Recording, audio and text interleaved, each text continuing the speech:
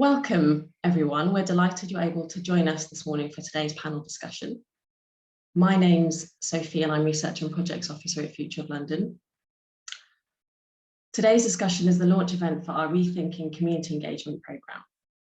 Over the next 6 months, we'll be running events and carrying out research that bring the community perspective to the debate, that showcase what meaningful engagement looks like, and that support the built environment sector to reflect on and improve their existing engagement practices. So I can see lots of you are introducing yourselves in the chat. So yeah, you're very welcome to. We'd really like you to use the chat as much as possible throughout this event. And I'll just run through some other housekeeping. So if you could change your name label to your full name and your organisation, this helps us know who you are, and this helps us send you any relevant follow-up emails about the event, including links to the video on our YouTube channel and the write-up when it's up on our website. You're welcome to ask questions in the chat, and if we have time towards the end, we will try to answer some of them, but this will be a fast-paced panel discussion and we have quite a lot to get through this morning. And our social media tag is #RethinkEngagement. Feel free to tag us at Future of LDN if you're writing about this event on social media. So on to today's event. Great community engagement can transform the built environment. It gives local people the chance to shape the future of their area and can build support for development projects. By empowering citizens, it strengthens community cohesion and resilience. And there's evidence to suggest that community engagement can boost people's health and well-being and reduce health inequalities, outcomes that post-COVID are more important than ever.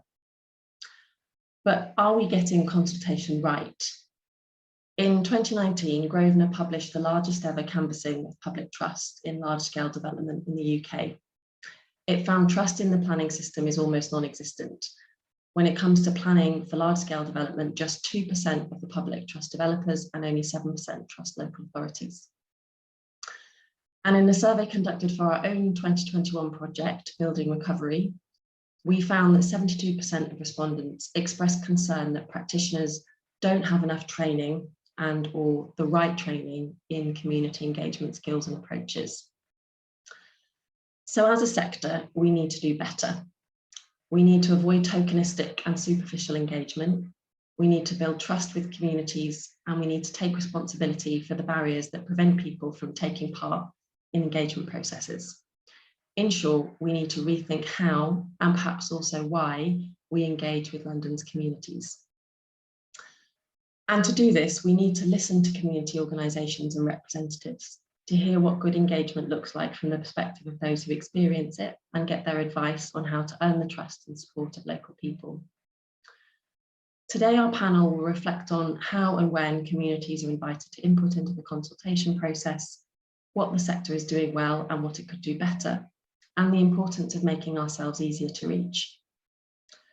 So we're delighted to be joined by Kate Batchelor, Head of Landscape and Placemaking at Peabody, Amy Beasley, Service Manager for Place Planning at Stockport Council.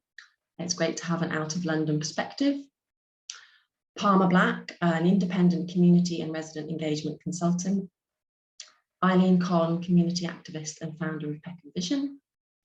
Shion Lee, who's speaking to us today on behalf of Just Space, and Michaela Packer, Associate Director and Stakeholder Lead at Arab. I won't go into details about everybody's background, but please take a look at their bios in your agenda, as they've all worked on really interesting projects. Their social media handles are there too. So we're going to kick off this morning with Palmer and Michaela. I'm really interested in hearing what the two of you think are the challenges facing community engagement practitioners today, and what does the built environment sector need to do better, particularly in a post-COVID context. So Palmer, we'll hear from you first.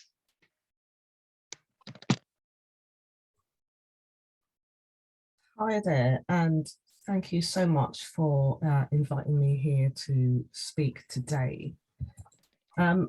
I've worked in and with communities for over 30 years, and the issue of community engagement still seems to be one which appears to be a mystical debate I'm still hearing people asking, how do we engage with communities? You know, what are hard to reach communities? The whole regeneration and built environment agenda, house building, placemaking and more are all about communities. It's about people. If not, then what is it about? And how often I ask myself, is the issue of effective and genuine community engagement still in its infancy? It appears that we are constantly seeking novel ways of engagement, the secret to securing engagement with diverse or Black and minority ethnic communities. The level of debate hasn't changed in over 30 years. Why? So I really, really welcome today's conversation and this research programme. All too often, community engagement is seen as a tick box exercise at best, an irritant at worst, and all too simply often the planning process rather than seen as something which is critical and important process. After all, this is about building communities. It's more than just about bricks and mortar, awards and competition.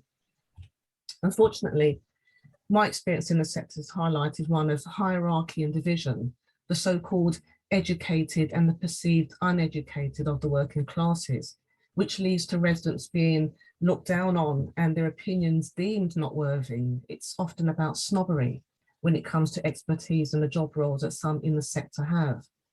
I see a lack of trust and lack of trust in communities to even know what's right for them as residents or service users, and their opinions simply don't matter. Lessons must be learned from the Grenfell Tower fire, that residents and communities must be listened to and their concerns taken on board. Independent consultants have a positive role to play. These are people who can bridge the gap, the conduits, for example, between communities and architects, designers, developers, planners, landlords, and more. And there's also a conversation to be had, Sophie, about the type of consultants engaged to do this type of work. The sector has a long way to go. And I want to advocate for the resident community that they are invested in, trusted and listened to. My experience in community regeneration, I found that residents are the best source of information when it comes to really knowing how communities function and exist in a space. Unfortunately, all too often, the communities themselves don't see the value in the contribution that they can make to the development and planning process. So some confidence and self-belief is needed in the community. The process is beneficial to both sides. There is much to be learned. So I would like to see investment in training, awareness raising, confidence building, and really bringing communities and residents on the journey. We've so much talk around social value and apprenticeships and training opportunities. How about looking right in front of you, empowering communities and community members to see that they have roles to play in helping with the design and build of their communities. And they too can aspire to be architects, designers, and the planners of tomorrow. With support and a change in mindset, we will see that the planning process can be greatly enhanced when community engagement is done properly, effectively, and genuinely, upfront and not left until the last minute with reports being manipulated to fit the planning requirement, rather than seeing this as a way to build communities where people can be proud of somewhere to call home. Effective and genuine community engagement is a win-win. It's not rocket science. It's about a change of attitude towards community engagement process. I know we're going to hear some great examples of community engagement from some colleagues today. So on that note, I'm going to hand over. Okay, thank you. That was very, very inspiring, Palmer. Thank you very much. Michaela, we'd love to hear from you on these questions. So you work for Arup. If you could tell us a bit about your experience doing engagement and what you think the built environment sector is getting right, but also perhaps what the sector could do better. Thank you, and thanks, Palmer. That was I couldn't agree more with what you said, actually. So morning everybody, I'm Michaela Packer, and as I said, I'm from Arup, and gosh, I'm really passionate about engagement and my experiences in complex projects. And I don't mean complex meaning large projects. They can be large, they can be small, but complex in the fact that they deal with people and humans and everything that kind of comes with. And so there are so many things as a whole engagement community we can do so much better. And for me, when I was thinking about this, the starting point is for me to go back to basics and have a real look and reminder of why we engage and what we're striving to do. So engagement, in my opinion, is the most important element in a project, particularly in the built environment where we affect people. And that's what Palmer just said. It's about you, me, our daily lives. And it's also about change. So we're asking folk to interact with something new, travel differently, make a purchase decision in a different way, have a building site next door for many years with noise impacts. That's inconvenient and it's really uncomfortable. So why we engage with stakeholders and communities is about creating a trusted environment from the very beginning, a foundation for timely and genuine human interactions. So with our clients, because obviously our clients play a part in this, and their communities, to like unions, to campaign activist groups, to residents groups, all using tools and techniques based on dilemma sharing, listening, creating time and space for ideation and innovation, and ensuring all groups are listened to and appropriately supportive. And positive challenge is welcomed, and co-creation being at the heart in order to develop those better overall outcomes, because it's about the outcomes that we want to really achieve. And really importantly, engagement is about creating that evidence. So evidence of interactions to support the projects, how that information flows into your projects and programs governance structure. And I'm so sorry to say the word governance, but planning, there is some governance around planning structure. So the flow through of engagement information into the projects directly links with that kind of decision making, and we've got all the evidence around that. It needs to demonstrate a clear way of processing the data, feeding back and validating. So the thread from the narrative, the why we're doing this project, is tied into the evidence that we've collated around that deep community engagement that supports or doesn't support the plans that you're proposing, and how you've incorporated those community comments. So community engagement is a massively critical part in that engagement experience. And I use the word experience on purpose. So we need to think more about the whole customer, user, residents experience from that very point of inception of a project, building that business case and gathering the insights to prove it or disprove it through those kind of co-creation opportunities, rather than just thinking about the statutory planning process. There's so much more that we can do up front, you know, creating that social value and legacy opportunities at the beginning of a project to create the right outcome at the end can only be achieved by engaging early with purpose and a clear narrative. And the other element we need to be really improve on is to be clear about how we define community. The projects that I've worked on have been very diverse, and the communities have all been massively different. And all of us on this webinar will have gone through lists of defining what we think we mean by the community based on the project. So whether it's elderly, digitally disadvantaged, seldom heard groups, but actually we just need to think a little bit more about that, about how we make it fully inclusive. And city authorities and urban professionals, all of us, have a massive obligation and an opportunity to do way more in this area. Arup have done a kind of series of Cities Alive publications working on making cities safer and more inclusive. So i.e. moving around the city in a safe way and being a real inclusive, looking at with an inclusive lens. And for decades, we've kind of failed to consider safety and inclusivity in city decision-making and planning and design. So from women and children to aging populations. So there's a massive opportunity for us to really define community, to really look at inclusivity that will help us really engage way more effectively in our communities.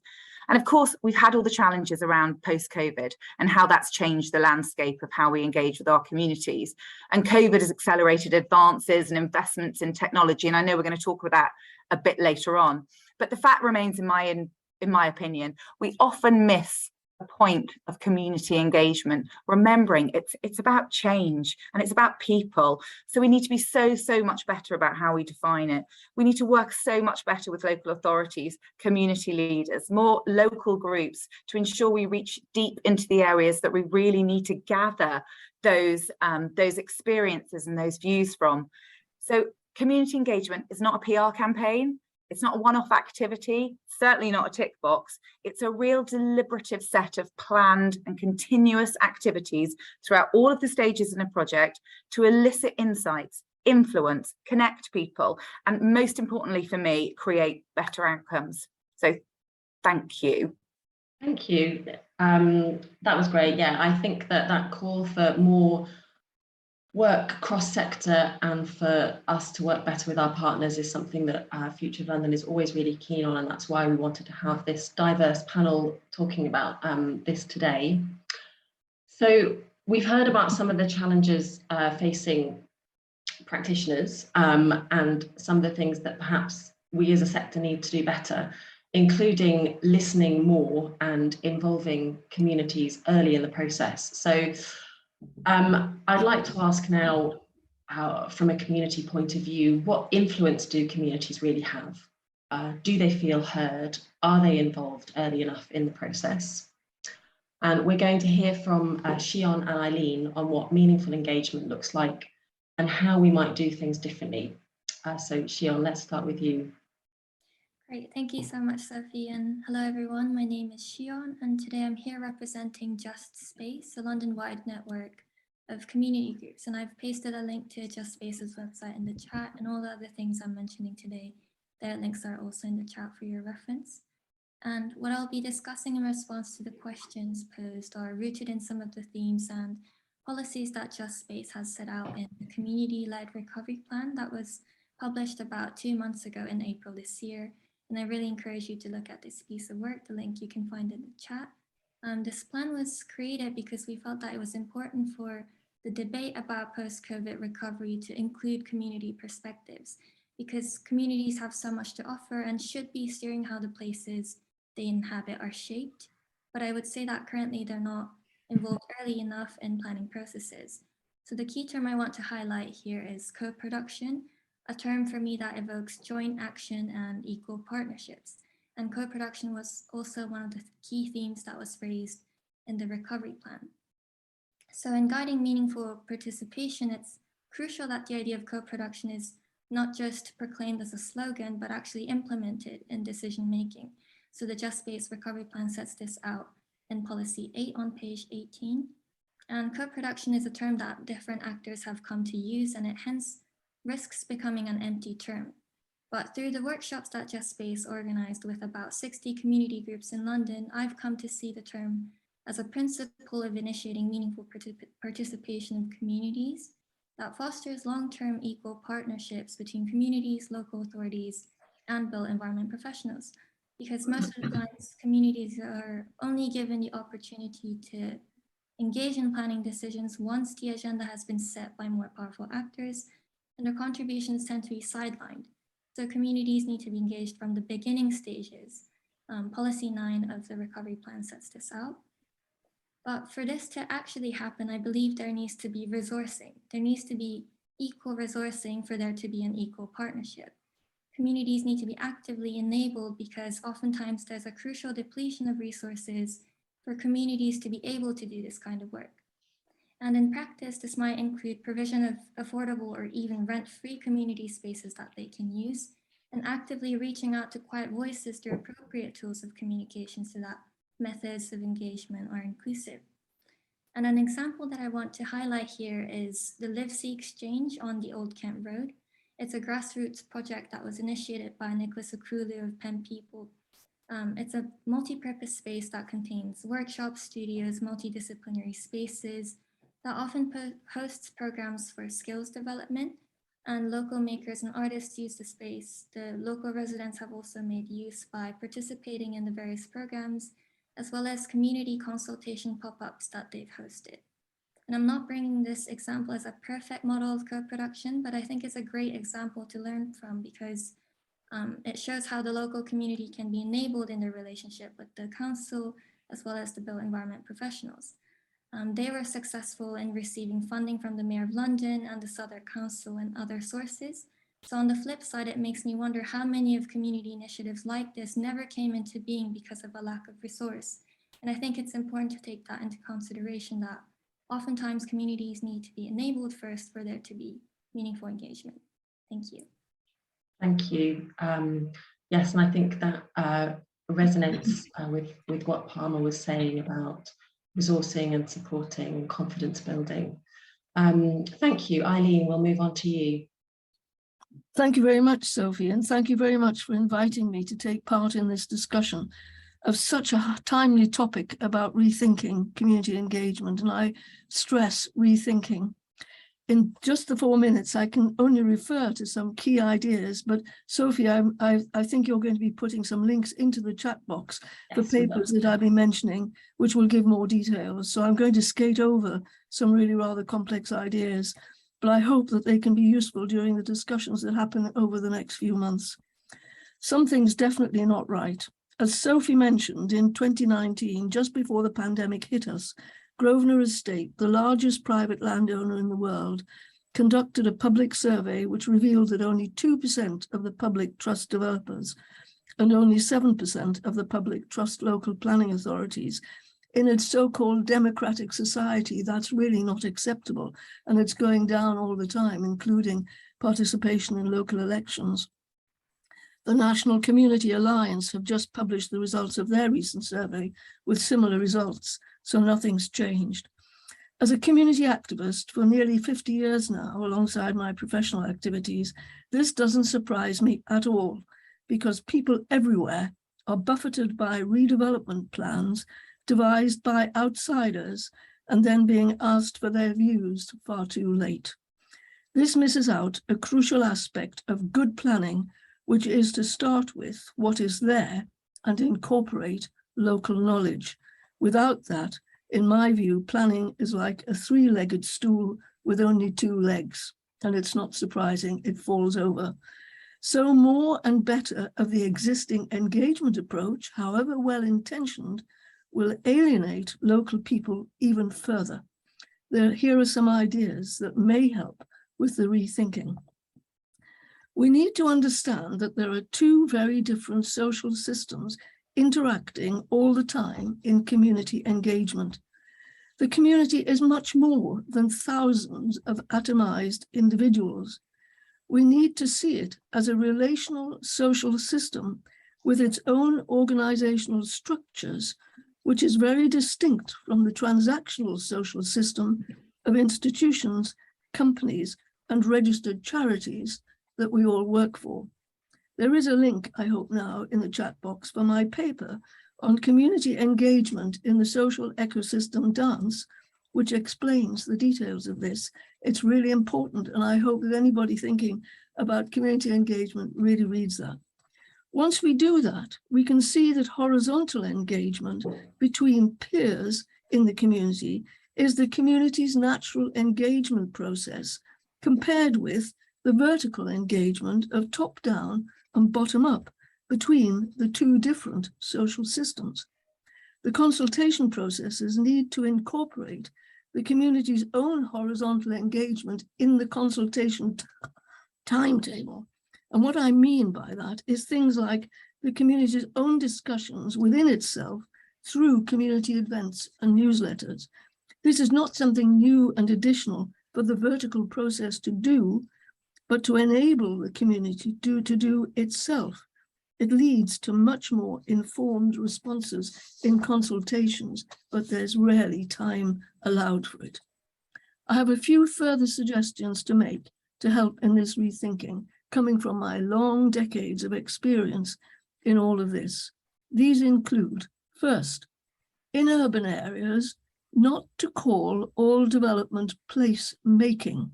Sometimes it may be, but in many cases, it is in effect place remaking, which is why local people are so alienated.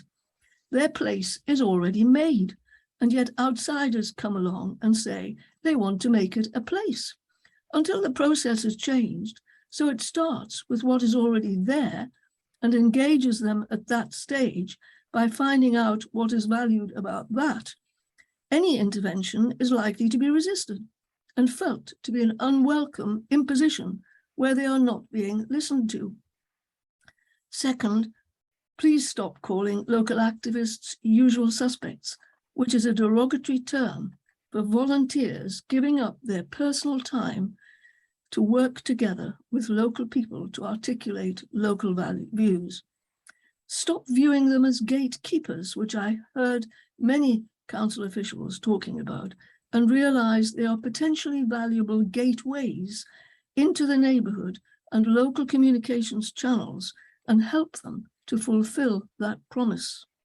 Third, introduce a mandatory requirement for validation of planning applications of a facts on the ground report, that is, a facts audit about the site, and agree it with local stakeholders before any impact assessments are made.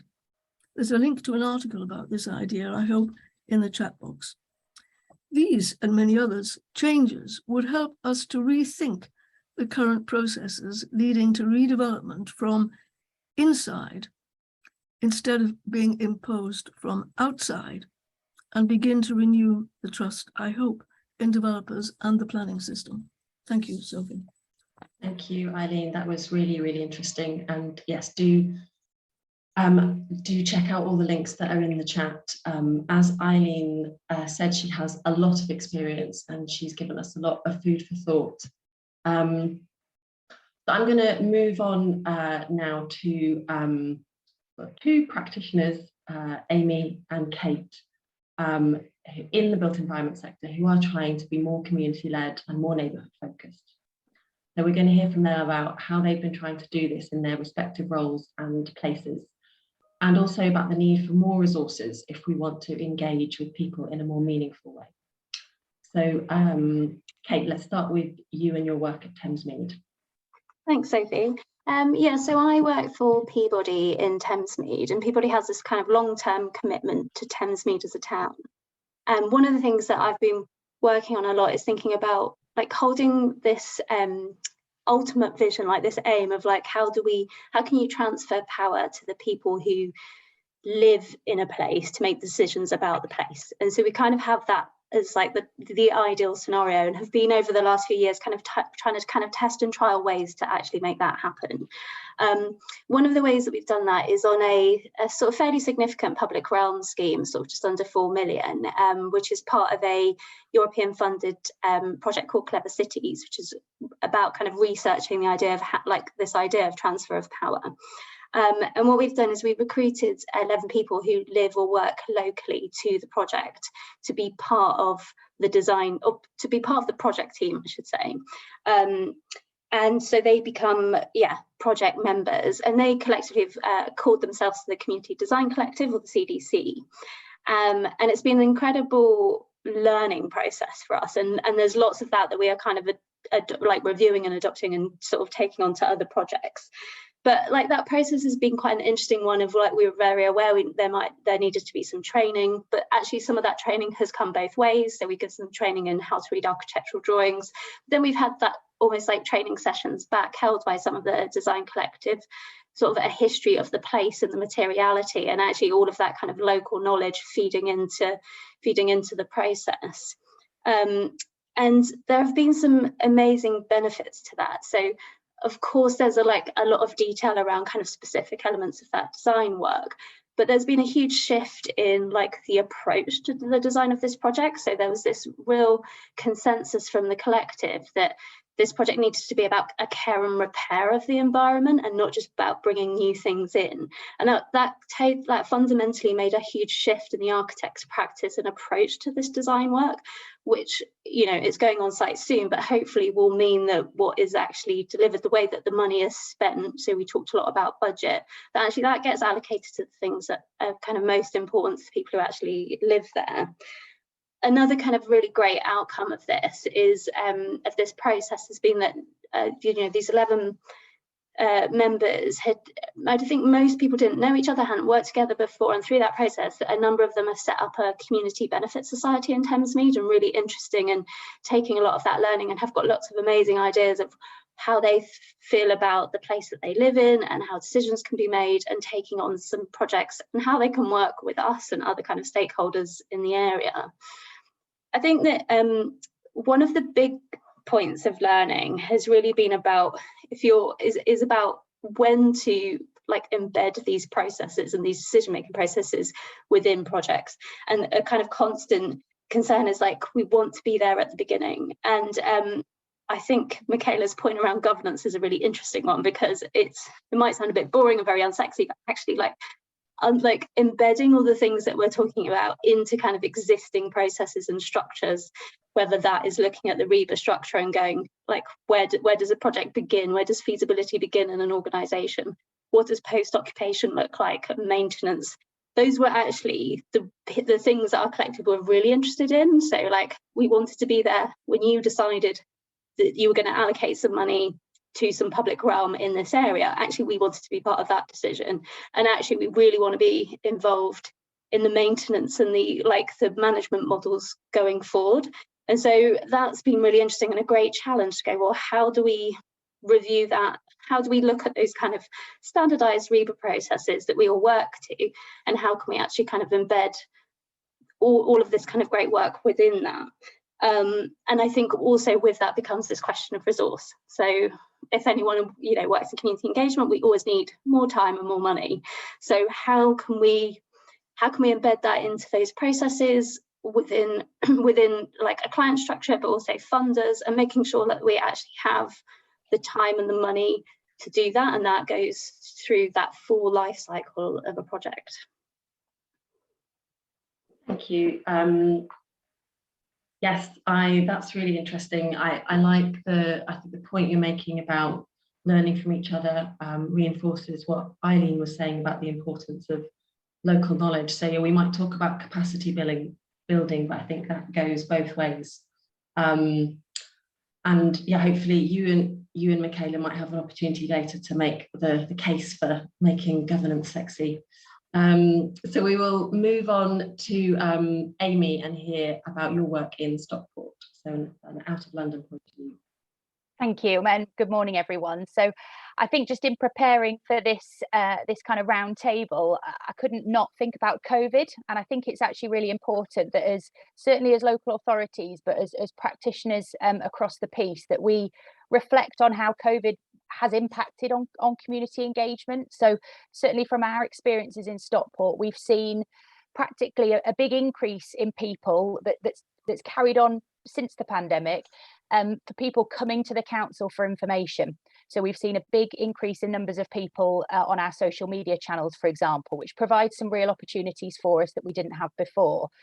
On a practical level, we've also had more face-to-face contact, ironically, than ever before, particularly through our vaccine programme. So we've been face-to-face with our residents more than ever before. Same with our businesses as we've been rolling out some of the COVID recovery grants. So again, some real opportunities there, some new relationships, some strengthened relationships that we need to be making use of.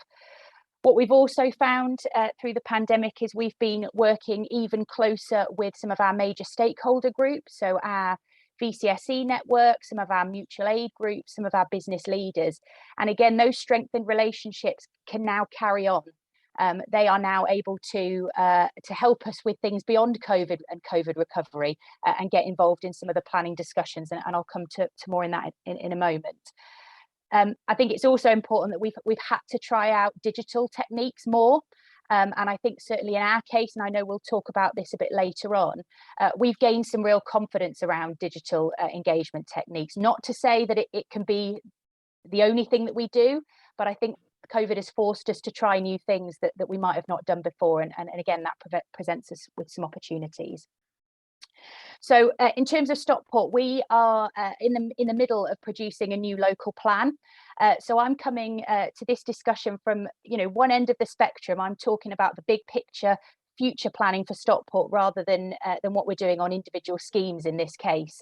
And one thing that we're doing is trying to make the local plan, it's a whole council challenge. It's not just something for the planners to be worrying about and the planners to be focusing about. It touches on everything that the council does. So I keep saying to colleagues, this is everybody's problem. We need to all get this over the line. So what we've done practically to support that is used our reserves. So we've invested as a council in bringing in additional resource, so specialist engagement officers whose entire reason for being is to engage with communities on the local plan. And what we're finding is that's first of all freeing up our planners to do the planning and to do the kind of technical writing and some of the evidence work. And it's enabling those officers, those specialist officers, time to be able to build relationships with communities, thinking about some of those trust issues that a number of colleagues have mentioned earlier on.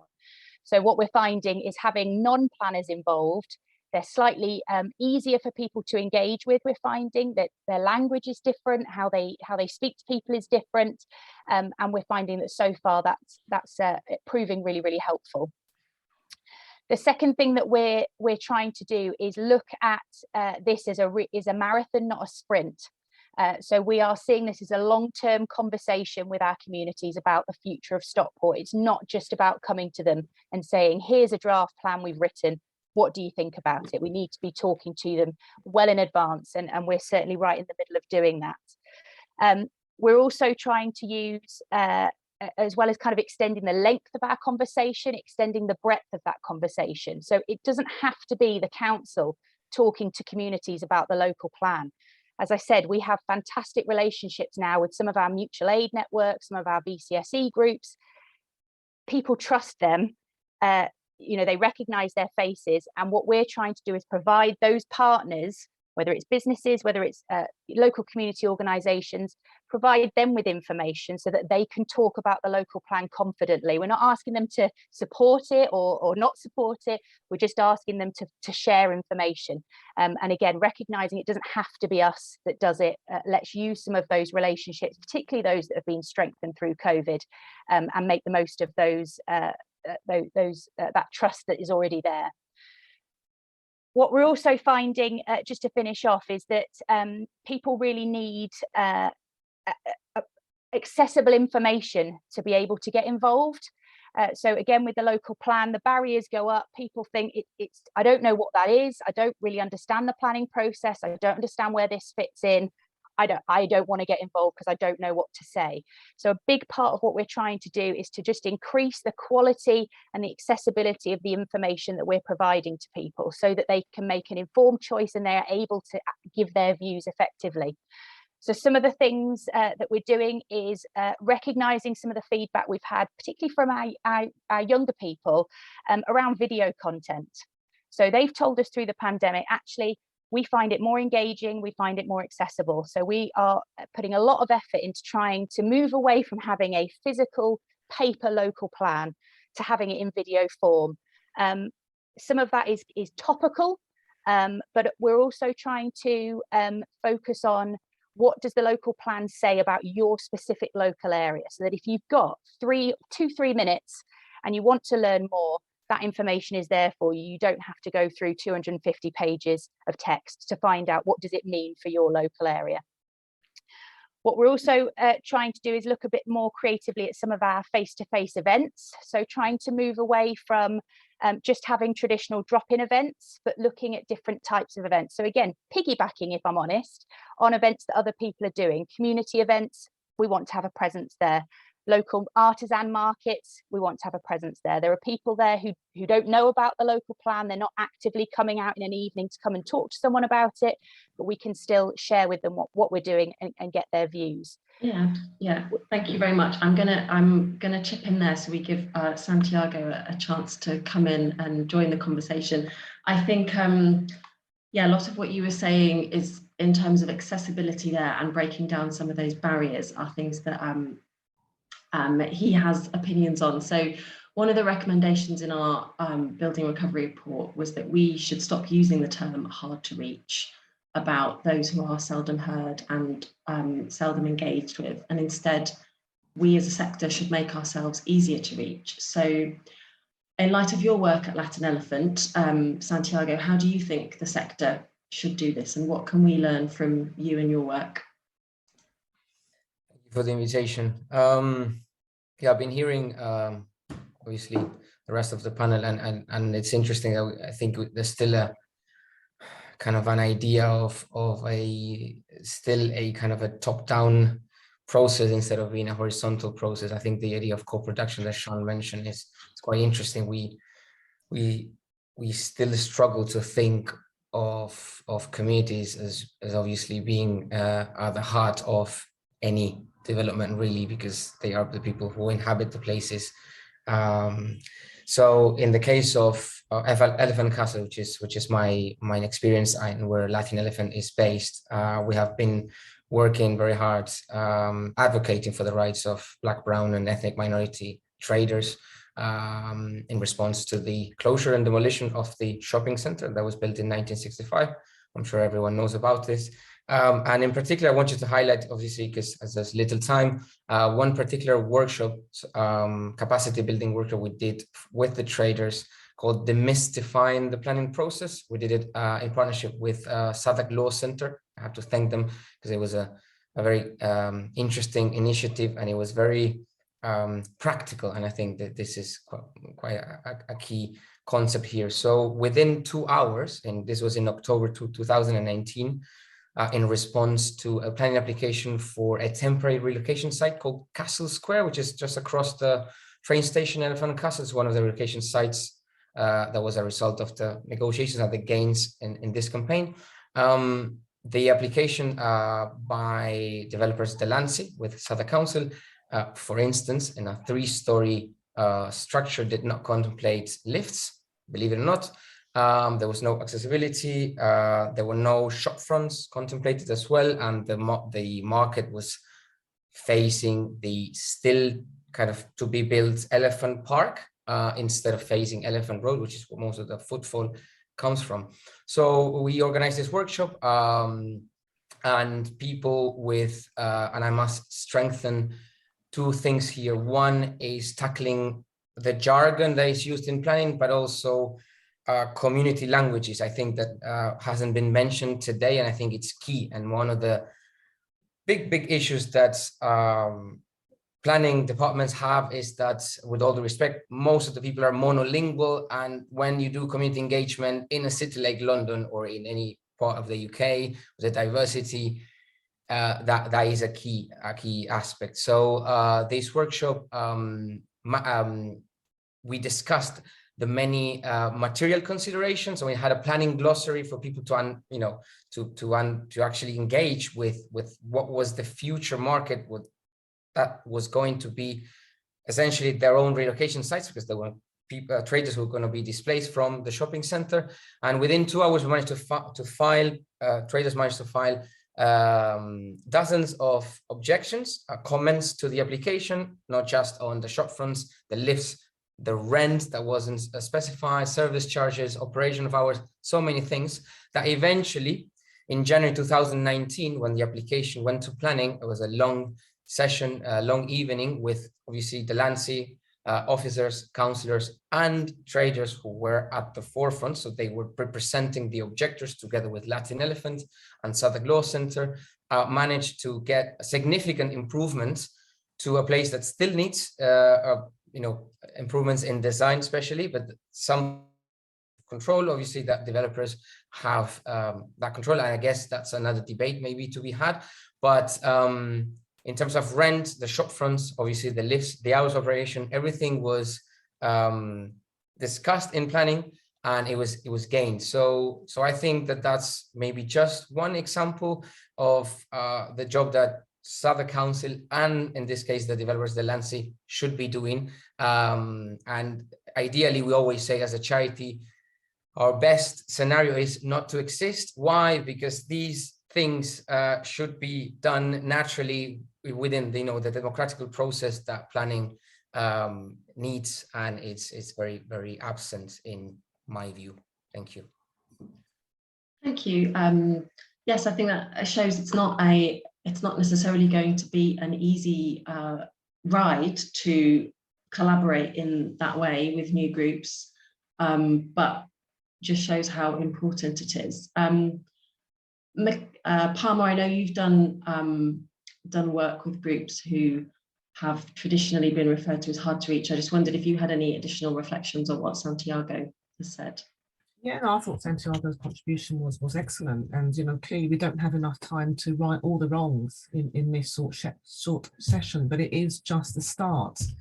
I would prefer if the whole system was seen as working with communities, because believe it or not, very often people in the communities could tell you what needs to be changed in their communities. And if we, as a sector, was to start the whole debate by sitting down around a table and having those conversations, so much time and money could be saved on the whole process, and the designs could be, you know, got right the first time, rather than having to, you know, go through the whole process and then communities getting angry and campaign groups being set up. The campaign groups that are set up directly in response to them not being taken into account. So if we started the whole process by having those open, honest conversations, then we could prevent a lot of that. Community engagement really does need to start with bringing communities around the table to discuss the concept and the design and get their buy-in from the outset. And there's a lot to be said about the education that needs to be done on both sides. And I think Santiago hit the nail on the head when he talked about the different range of community languages. But there's also cultures that we need to take into account about how people feel that they want to be engaged, rather than, you know, the other way around. And then also I think that there's some education that needs to be done for the developers or those that work in that sphere to understand the communities that they're working with, first and foremost, by everyone being leveled up, everyone, you know, raising their game and raising their awareness about the technicalities, about what's going on. It's a win-win for everybody. I don't understand why there is this resistance to wanting to keep the communities in the dark until they absolutely then need to know. And then we're firefighting. There's a whole battle that's going on. But they talk about doing it in the name of the communities. It's a nonsense, really. Yes, perhaps there will be criticism, but maybe we need to be more open to that and deal with it from I think, I mean, there's been quite a few of you have mentioned that need for early engagement and really starting with the community at the very beginning. So thinking about how we do engagement, particularly in a post-COVID context. So it looks like digital consultation methods are here to stay, and lots of positive things have been said about that. But what's the ideal balance between online and face-to-face, and how can we as a sector avoid digital exclusion, particularly if we want to rethink engagement and start that process quite differently? So Shion, would you like to kick us off? I know Just Space has some thoughts on this, and then I'll open the discussion out to everybody. Yeah, sure, thank you. So the recovery plan that I've mentioned earlier, it addresses digital exclusion as well, because the workshops we've organized were held during the COVID and everything was online. But we have a policy that asks for a long-term mayoral program for tackling digital exclusion that would encompass provision of training, equipment, London-wide free internet coverage, accessible software, platforms, and access to community facilities. And I think first and foremost, it's important to give communities a choice between face-to-face, online, and hybrid forms of participation. Digital consultation methods have a lot of benefits since it doesn't require people to travel, and it's enabling in its own way, but there's the danger of assuming that it's the convenient way for everyone. So the pandemic has obviously brought back our attention to digital exclusion, and it's a word that's been discussed a lot. But by hosting communities to participate in digital spaces, it automatically excludes many of those who do not have relevant devices. But that's not the only factor. I think other factors get brushed over, such as sensory impairments, disability or illness that makes using screens or devices for a long time quite exhausting. Some people lack the skills and confidence to participate in digital spaces, have limited access to broadband, and some do not have private spaces where they can join video calls. So one way to address this could be to set up these community spaces that can act as digital hubs, where people can access appropriate devices or have private spaces where they can join online meetings, also learn digital skills, get relevant assistance if they would like to. And this is another arena in which co-production is a key principle. You need to engage with communities from the beginning stages so that the designs are practically enabling communities to participate in these digital spaces. That's my contribution. Thank you. Michaela, I can see you have your hand up. I think Eileen had her hand up before me. Okay, go ahead, Eileen, and then we'll come to Michaela. Thanks. Okay, fine. I just wanted to pick up, in fact, what Amy Beasley said from Stockport Council. I think it's really interesting that you are experimenting with non-planners being involved in the community engagement process. I think that's a really important evolution. Planners are very specially technical and specialized in really understanding planning law, which doesn't necessarily mean they've got the best skills all the time to do the people work. So I think that's a really important aspect for other councils to think about. I also liked your idea about piggybacking on other events, because that's what I've discovered a long time ago as a community group, that as long as we went and did lots of community events, especially during the summer when there are lots, we could reach an enormous number of people without having to do our own publicity. So I recommend that from all angles. But I also like to pick up what you said about sharing what people know, what I've written down about their areas. I mean, that's what I really like to emphasize. Of course, it's relevant, a lot of what we're talking about in all kinds of cases, but underpinning the planning system is this idea of making places when actually they're already made. And we've got to tackle that. And I think that, where do ward councillors fit in all of this? I think that ward councillors are an extremely underused, crucial asset in this whole process, because they're so now, our system's so wrapped up in party politics that they actually are more focused on representing their party's interests than representing their constituents' interests. In our local government system, we have 2 to 3 councillors in each ward, which is an understandable neighbourhood. And I feel that there's a real scope for redefining ward councillors' role in their areas to help to develop the gateways that I was talking about when I had my talk. All the people who are already active in a ward councillors should in their first year be given support to get to know them and understand what their issues are for their street, their few streets, their area within the ward, and bring those together in some kind of network, which is now quite feasible given the digital form. And I'd just like to say that to me, it's... I'm gonna jump in there, Eileen, because we've got quite a lot of just some other hands up, but thank you. I think, yeah, the number of stakeholders involved in this process and in engagement and in the built environment, I think everybody plays different roles, everybody has potentially a different role they could play. And if we are rethinking it, then how do we get those messages across to all of those different people? I think that's a really important point. Michaela, you've been waiting very patiently. That's all right. No, thank you. I just really wanted to come back to the digital piece, actually, because, you know, I mentioned it when I chatted at the very beginning, but, you know, we've always been thinking about how do you engage the disengaged. And actually, I put myself in one of the disengaged categories. I'm a full-time working mum. I don't have time to turn up at some events, and you know, the digital kind of era has really changed things for me, and I know it's changed things for a lot of folk, people who don't have confidence in having face-to-faces or want to take part in some of the kind of more community activities. The digital way of gathering their insights has been massively helpful for some people. And you know, this does kind of, you know, link back to that governance piece, which says, and I completely agree with everybody, though, there has to be a mix because it needs to work for everybody.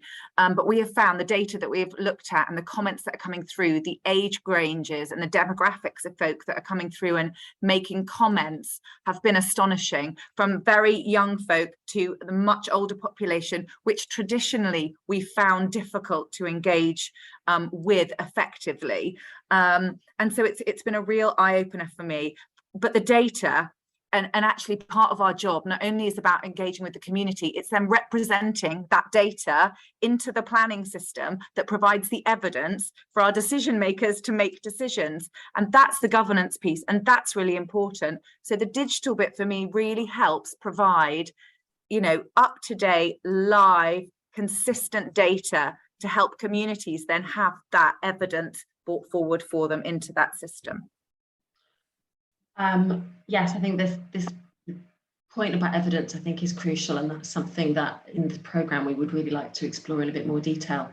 I'd like to move on to co-production, because I know there's been some comments in the chat, but Amy, did you have any final points you wanted to make about digital?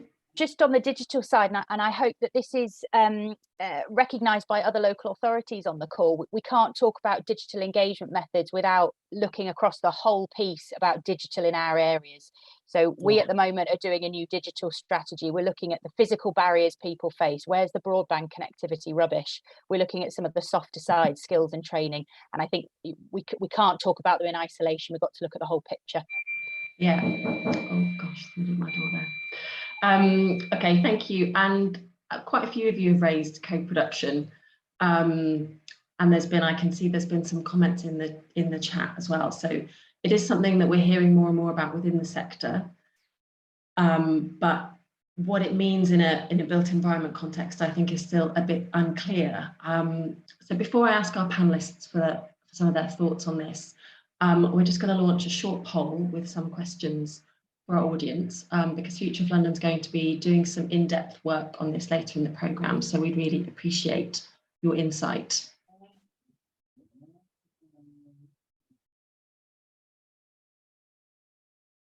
Okay, so I can see people are answering their fairly straightforward questions.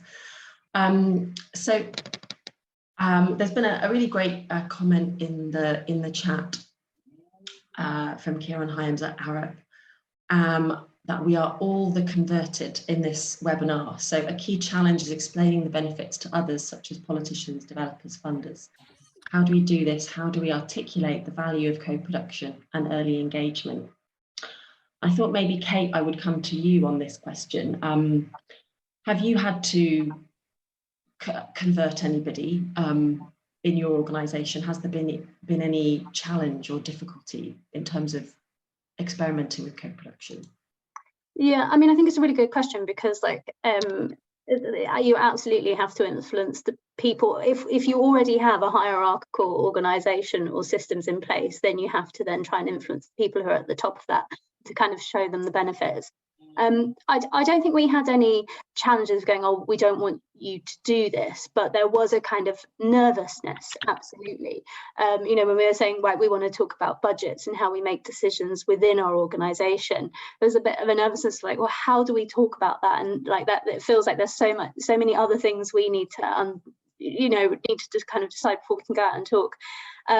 But actually, as soon as you kind of talk it through, it's like, okay, well, let's go out and test this, let's pilot this. And so our kind of pilot with the Design Collective has immediately shown all these incredible benefits. And that has kind of is such an incredible tool. I think someone was talking about data. If you can kind of even do something on a small scale, if you can kind of present back what the benefit is to everybody. And I think, you know, a lot of us are on the call talking about that same thing, like there is a benefit both ways. It's about how do you demonstrate that. And I think as soon as you do that, it can be fairly easy to convert anyone who might be a bit nervous about it. So yeah, focusing on the benefits. Does anyone else have any thoughts or reflections on co-production and perhaps some of the comments that we've had in the chat about convincing others?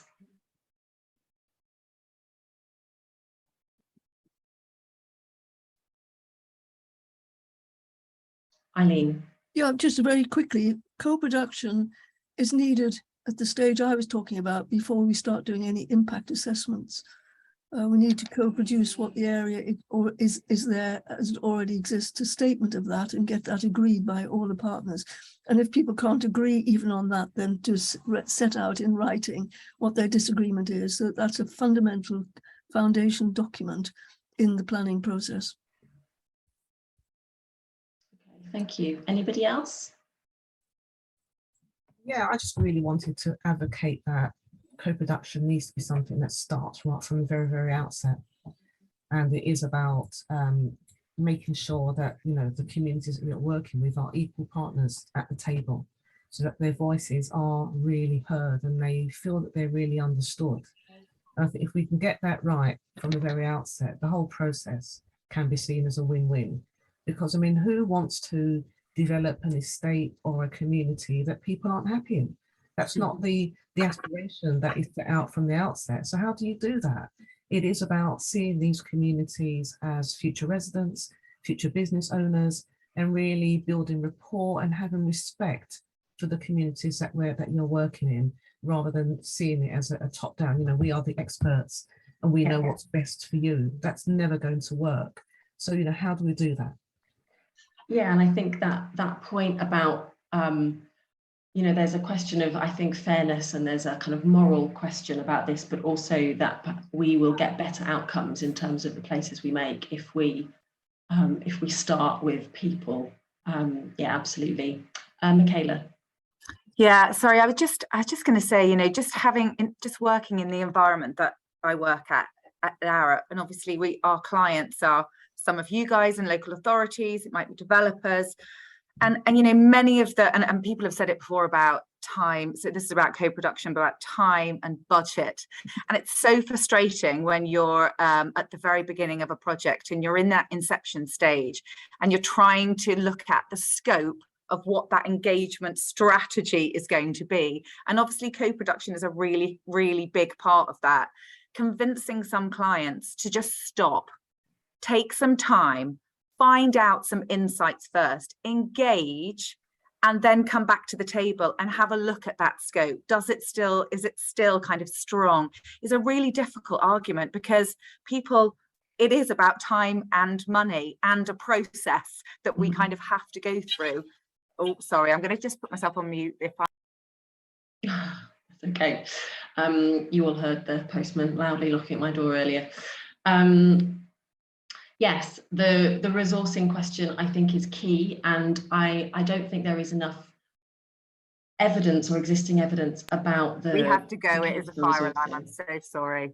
Oh dear, okay, right, well, I hope it's just a test. Thank you very much, Michaela. Yes, I think that need for evidence and about what's working, and evidence that then we can use to make the case for more resources within that complex kind of stakeholder process. I know that, Kate, you mentioned to me before about kind of reflecting on the process, and then how that is the work you've been doing with the CDC and how that's going to influence future projects. Do you have any kind of final thoughts on this kind of evidence gathering and making that case for a new approach? A sort of a business case, I suppose. Yeah, and I think it really is about business case, and just reflect on what Michaela said, because I think it's so true. Like, I think often, like, that idea that you need to convince someone to pause for a moment before you launch into something always feels so challenging, because you'll have all these other pressures and milestones. You know, it always feels like there's this sense of urgency in this sector, and actually to pause and reflect and take things a bit slower is a really good thing to do, but it's quite challenging because you're faced with, we need to do this, we always need to do things quicker, but actually I think we should do things slower. But I think, yeah, building those business cases is really important, and I think it's like at the beginning of like going, how do we, a lot of like the benefits that we see through this process can feel quite anecdotal, but they are quite powerful messages in and of themselves. And it's how do you take that narrative? How do you take the impact of people who are involved in that, the good and the bad, and package that in a way that is, you know, can be influential? And whether that's through kind of taking people's stories, bringing people into, you know, bringing people into those board meetings and being able to have a voice in a supportive way, or the other way around, actually, you know, that thing of actually bring board members out into a different place to hear those thoughts. I think it's a constant challenge, but I think it's like one that we always need to think of, is like, how can we extract all these benefits, of which are quite multifaceted, and then sort of showcase them in a business case. Thank you. And Santiago, I wondered, I'm putting you a little bit on the spot here, but I wondered if, in your experience, have working sort of built environment practitioners encountering the work that you do and seeing you engage with communities and trying perhaps different engagement methods that work better, do you think that they have taken that on board by coming out into the communities? Good question. I mean, inevitably, the process, as any planning process, has been very long. In the particular case of the shopping center, has been for nearly 6 years. And it was only, I mean, I guess trying to answer your question, it was only after there was several community meetings that we sort of asked for and called for early on in 2015, if I'm not mistaken, that then there was this community hub created inside the shopping center just before closure, which you can think or speculate that it was kind of trying to improve the little engagement that there was prior to the many meetings that were basically organized and called by Latin Elephant. We hope that there are some lessons to be learned. I mean, definitely we had, and we still have periodical meetings, especially with the council. We've produced a lessons learned report that we have widely circulated and also launched online. I mean, happy to put the link in the chat once I'm done answering. And this is an ongoing development because it's a 10-15 year plan, and there is a so-called right to return or first refusal option for those displaced traders that can come back to the new town center, as they call it. And we hope that these lessons learned are on all sides, and there's actually a real engagement, and that the traders that were displaced do have a chance to be consulted on what the new place would look like. Yeah, I think as Kate said, these are very long processes, and I think that continuous engagement and coming back to people for their feedback, even if perhaps it's not going to necessarily be what you want to hear, I think is crucial. Does anyone have any final thoughts? I'm going to start wrapping up in a moment, but if anyone has any burning comments they'd like to share before we end. Okay. Well, yeah, I'm going to start wrapping up now, but I'm sure everybody in the audience would like to join me in thanking our fantastic speakers for their time today. Thank you all for your contributions. It's been really interesting discussion. It's been great to hear so many different perspectives, so many interesting ideas about what we could do better. That need for continuous collaboration and continuous dialogue between community organisations and people working in the sector, and all the people working in the sector, and what we can learn from each other in terms of capacity building and confidence building, but also sharing local knowledge. I think that seeing everybody involved in this as an equal partner and bringing some value to the table, I think is key. And that call for more time and more resources, and perhaps part of rethinking community engagement should be to slow things down, as Kate just pointed out, I think is a really good point. And yes, there's lots of really interesting links in the chat and comments and conversations. So thank you all in the audience for your contributions today. It's always really great to have that sidebar, that other conversation going on the side. So thanks again to my speakers, and also to the FOL team behind the scenes to make this event run smoothly. But also very important thanks to our sponsors, some of whom have been at the event today. So thanks to Arup, Countryside, Historic England, Mount Anvil, and Paula Thomas Edwards, who make this programme possible. And yes, as I said, thank you all for your contributions. And I think there was some questions about sharing links and sharing the video. So we will be passing that on to people once everything's ready.